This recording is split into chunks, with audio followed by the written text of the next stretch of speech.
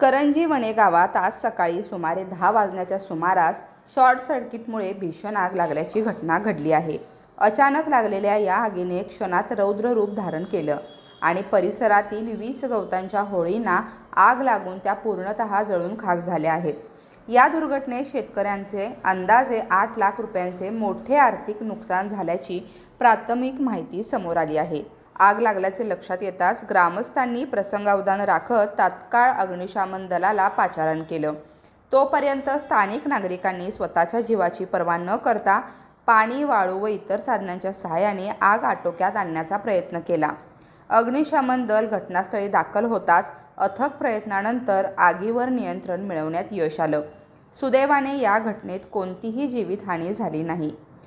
शेतकऱ्यांच्या कष्टाचे गवत आगीत नष्ट झाल्याने संबंधित कुटुंबावर मोठे संकट ओढवले आहे.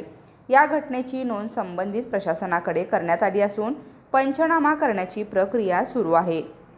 या घटनेमुळे करंजीवणे परिसरात हळहळ व्यक्त होत असून बाधित शेतकऱ्यांना तातडीने मदत मिळावी अशी मागणी ग्रामस्थांकडून होत आहे. KB न्यूजहून प्रतिनिधी अरविंद सावरतकर, मुरगुड.